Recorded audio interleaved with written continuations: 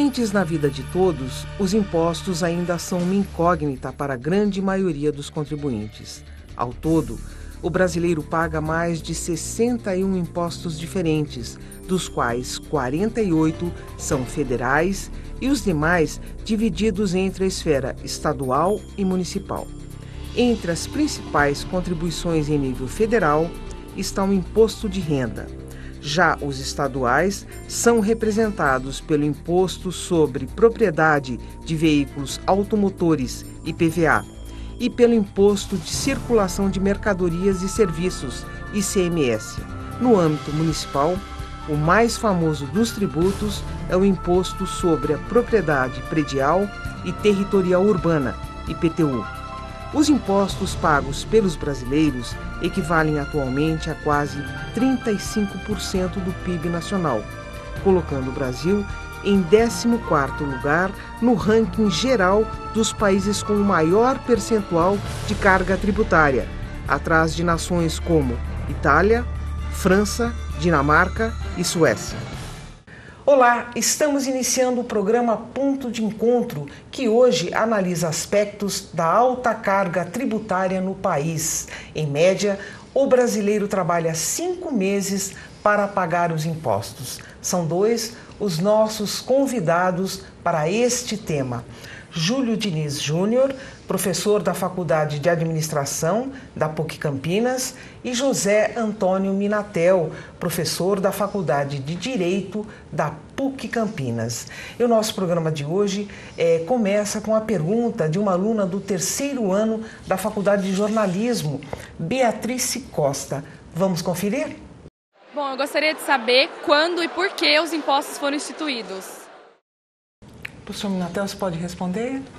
Beatriz, desde que se tem notícia de qualquer estrutura de poder, os impostos convivem ao lado das organizações.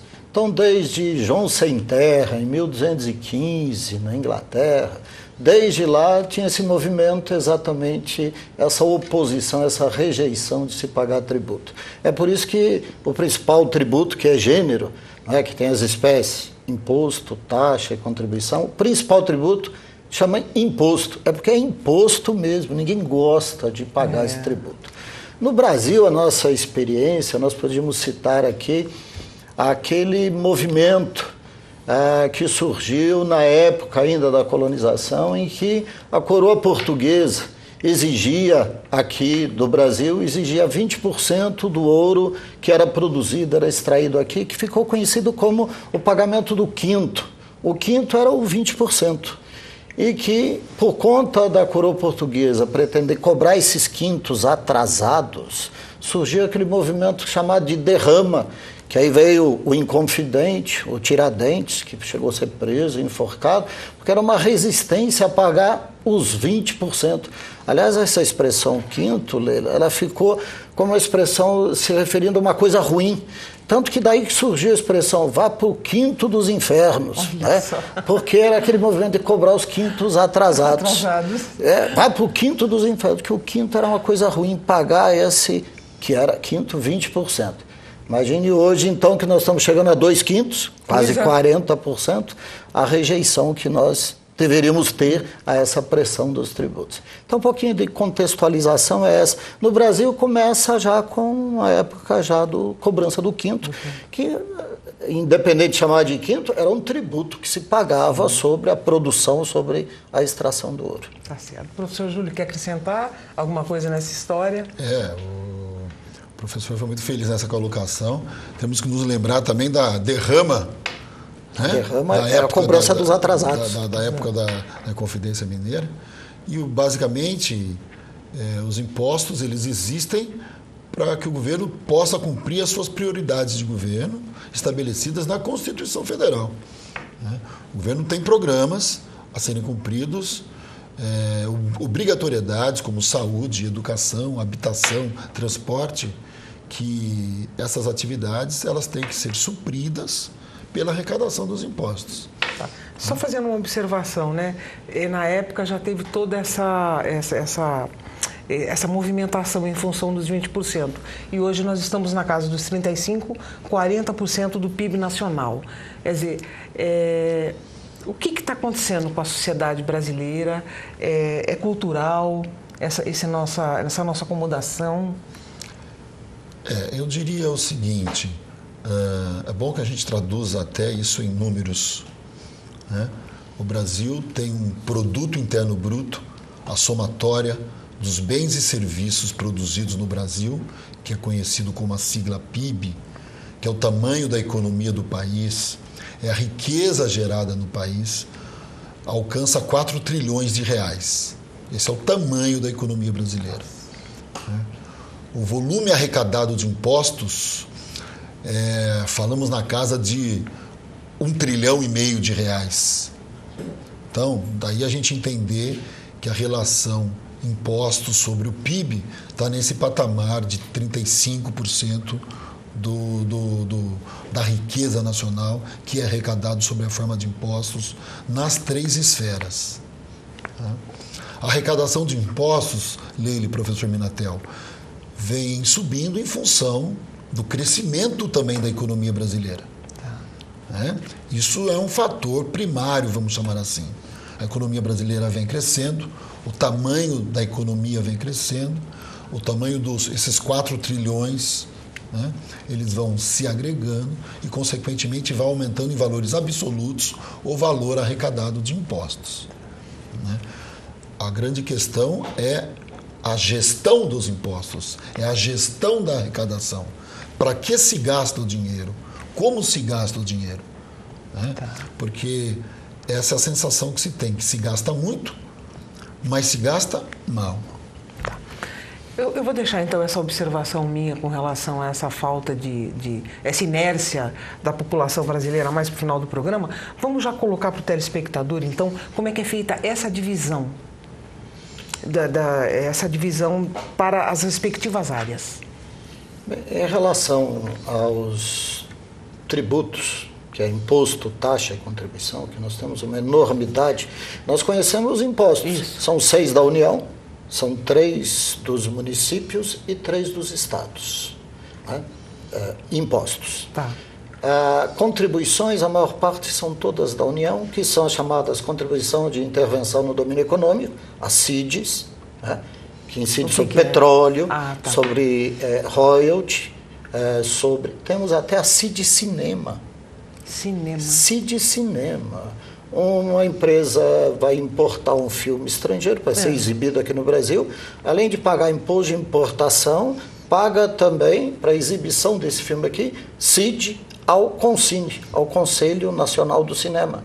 Para manter essa estrutura, esse organismo, tem-se uma arrecadação que é chamada de contribuição de intervenção no domínio econômico. Tem uma CID tão pomposa que ela é chamada de...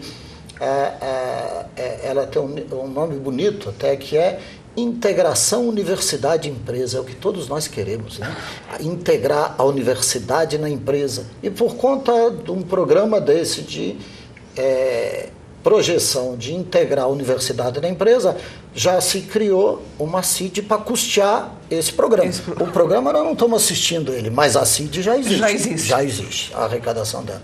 É uma CID federal. Então, tem a CID combustíveis. Quando nós abastecemos o nosso carro no posto de combustível, naquele preço lá tem ICMS pesado, naquele preço lá tem CID combustível, que nós pagamos como consumidor. As chamadas contribuições corporativas, que são no interesse de categorias econômicas e no interesse de categorias profissionais, são essas contribuições que ninguém se lembra que é tributo, que o advogado paga a OAB, que o administrador de empresa paga o seu conselho de classe, isso é imposição de lei, que o psicólogo paga o seu conselho de classe, o dentista, o médico. As contribuições, por último, de suma importância, as contribuições sociais. Essas contribuições sociais, o maior volume delas é a contribuição destinada ao custeio da Seguridade Social. Seguridade Social, hoje o orçamento chega a ser maior do que o orçamento da arrecadação dos impostos.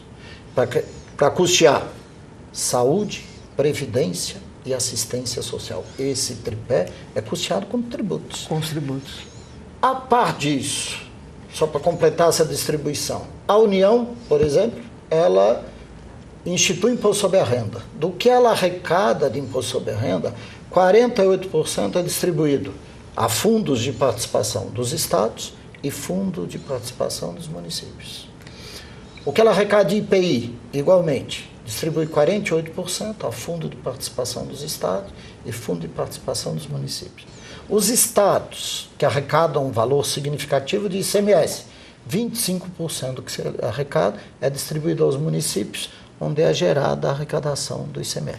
Então, há um compartilhamento de receitas arrecadadas por um ente e compartilhadas pelos outros, além das fontes próprias que cada um tem. Por exemplo, a União tem uma fonte própria que é imposto de importação. Ela arrecada e não divide com ninguém. Com ninguém. O município tem o IPTU e o ISS que arrecada e não divide com ninguém. O Estado tem o IPVA, metade do que o Estado arrecada com o IPVA é repartido com os municípios onde estão registrados os veículos. Então, o sistema nosso há um compartilhamento de arrecadação. E que por isso que é difícil mexer nisso. Mas isso acho que é questão para a gente deixar para o final. Né? Tá certo, tá certo. O governo federal, só nesse sentido, né, professor Minatel, ele gosta de criar as contribuições, porque as contribuições ele não tem a obrigatoriedade de repassar aos estados. Bem lembrado. Vide a última contribuição, a da CPMF, que era a contribuição sobre a movimentação financeira. E o governo federal, o maior pleito dos governadores não era contra a manutenção da contribuição da movimentação financeira. É que essa contribuição não era repartida entre os estados. Eles queriam participar dela. Eles não eram contra a contribuição. Não existia partilha. Não existia partilha. Porque a contribuição tem essa coisa de não ter a necessidade de você repartir. E por isso, até, só complementando, que é importante, que o professor Júlio falou, a gente assiste isso dos últimos anos. Toda vez que se fala no âmbito da União em majorar algum tributo, a União se interessa por majorar as contribuições, porque ela diz, se eu vou aumentar o imposto de renda, eu tenho o peso político dessa decisão e metade do benefício, porque ela só fica com metade da arrecadação, mas fica com o ônus inteiro político de sustentar esse projeto.